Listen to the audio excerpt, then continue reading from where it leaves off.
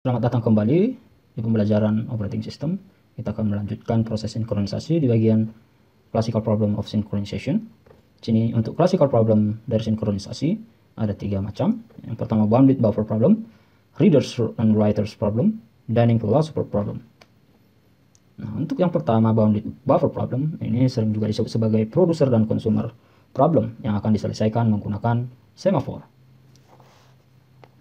Kalau kemarin kita sudah melihat bahwa producer dan consumer ini diselesaikan menggunakan software solution, menggunakan Peterson solution. Sekarang kita akan menggunakan bounded buffer problem, ya, diselesaikan oleh semafor. Nah, di sini ya, saya akan tuliskan dulu bahwa ini adalah producer.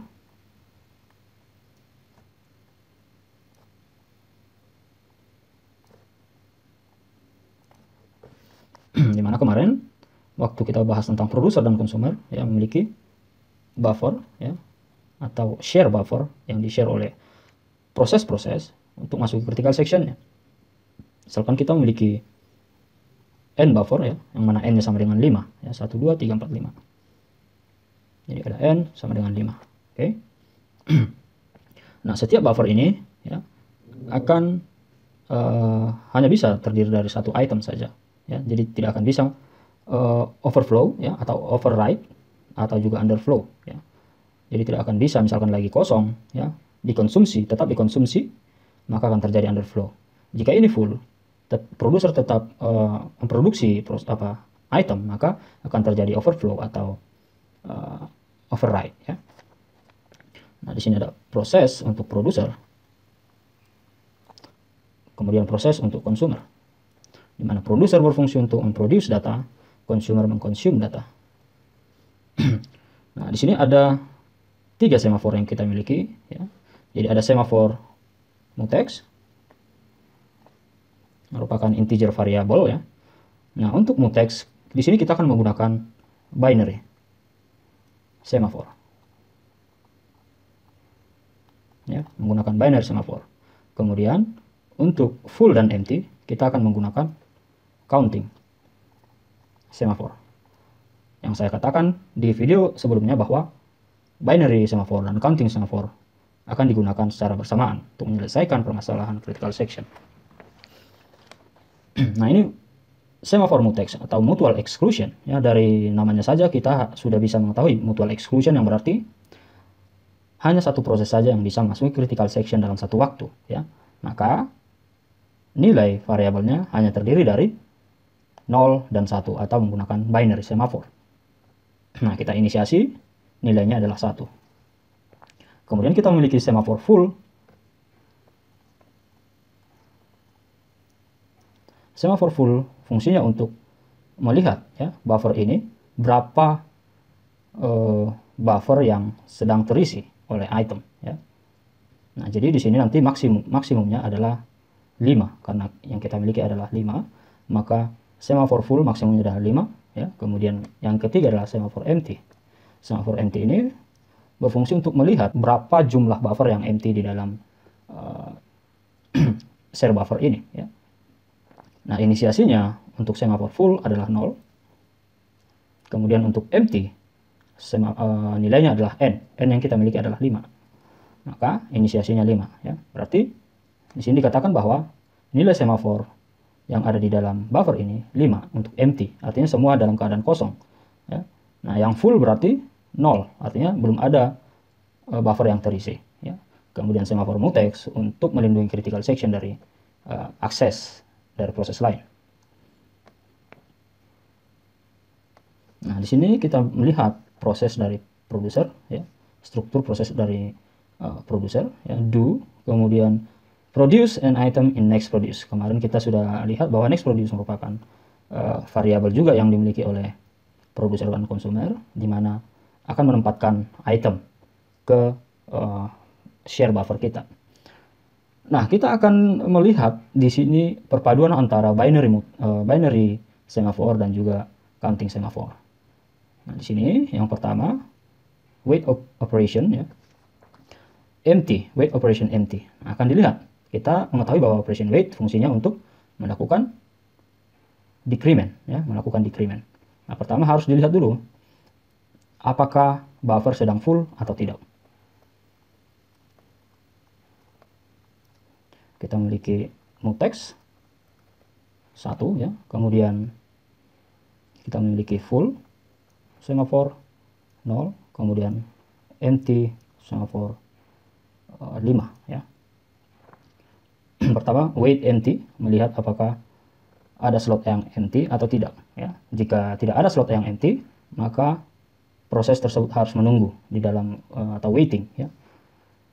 Nah, kita memiliki empty sama dengan 5, maka wait operation akan mengurangi empty menjadi 4. Setelah melakukan wait empty, akan memasuki wait mutex ya, untuk melihat apakah proses lain sedang berada dalam critical section. Maka wait mutex ya akan melakukan decrement terhadap nilai mutex di sini. Nilai mutex kita adalah 1, maka akan nilai 1 ini berarti critical section ya is free. Maka proses dari produser ya bisa melakukan atau menempatkan data ke dalam buffer ini ya. Maka dia akan melakukan decrement lagi ya, melakukan decrement juga terhadap mutex 0, kemudian mengeksekusi critical section dan menempatkan data di dalam add next produce to the buffer ya. Misalkan di sini nilainya adalah 10, akan ditempatkan ke dalam buffer. Kemudian setelah eksekusi critical section, maka di sini akan dilakukan sinyal operation mutex, yang mana di sini untuk sinyal operation akan melakukan decrement value ya. Decrement terhadap nilai mutex ya. Increment ya. Di sini tadi bahwa sudah dilakukan decrement oleh wait empty, kemudian oleh wait mutex ya, kemudian di sini ada sinyal mutex untuk melakukan increment. Maka dilakukan increment lagi untuk menyatakan bahwa critical section is free. Kemudian setelah itu akan eksekusi sinyal operation full, di mana sinyal operation full fungsinya untuk melihat berapa dari buffer ini yang sedang full ya, atau yang sedang terisi. Maka di sini akan melakukan increment terhadap variabel full ya, increment menjadi 1 ya. Nah, ini menyatakan bahwa 1 buffer telah terisi. Kemudian dari sisi consumer, ketika ingin melakukan atau mengambil sebuah item dari buffer,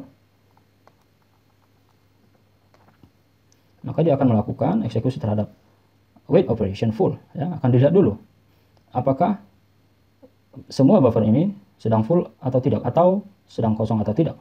Jika dia sedang kosong ya, artinya ketika ini kosong semua, maka tidak akan memungkinkan untuk melakukan konsumsi item ya. Jadi wait full terlebih dahulu di sini untuk melakukan decrement terhadap nilai full ya. Jadi di sini decrement terhadap nilai full yang kita miliki adalah 1 di sini ya. 1, maka dilakukan decrement menjadi 0 kembali untuk mengkonsumsi item ini ya.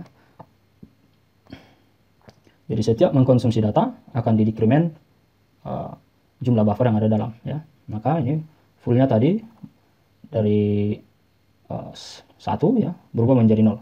Artinya data yang ada di sini sudah diambil ya, di remove dari buffer. Kemudian wait mutex ya akan dilihat juga apakah seseorang sedang berada dalam critical section atau tidak ya. Nah, untuk mutex kita ya sudah berubah menjadi 1 ya. Maka di sini untuk mutex dari 1 ya, ketika dilakukan decrement, artinya ini akan berubah menjadi 0 yang menandakan bahwa consumer akan memasuki critical section ya, dan mencegah proses lain yang dalam artian di sini adalah producer untuk memasuki critical section. Maka di sini akan di remove an item from buffer to next consume, di remove dari sini ya, sehingga buffer akan menjadi empty kembali semua buffer yang ada dalam share buffer ini.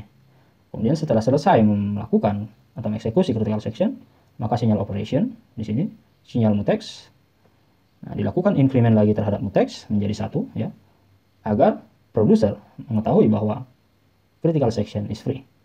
Kemudian memanggil sinyal operation empty ya, empty di sini tadi kita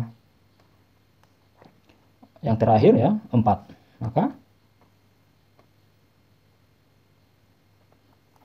Maka setelah mengeksekusi sinyal operation empty, maka akan melakukan increment value ya terhadap empty variable menjadi 5 ya, yang menyatakan bahwa buffer yang empty sekarang adalah 5 buffer.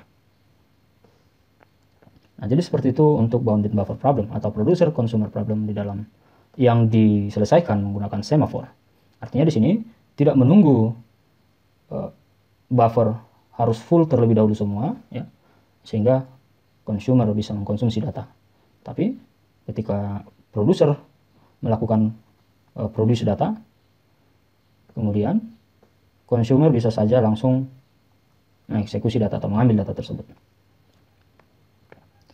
Oke, untuk readers writers problem akan kita bahas di video berikutnya.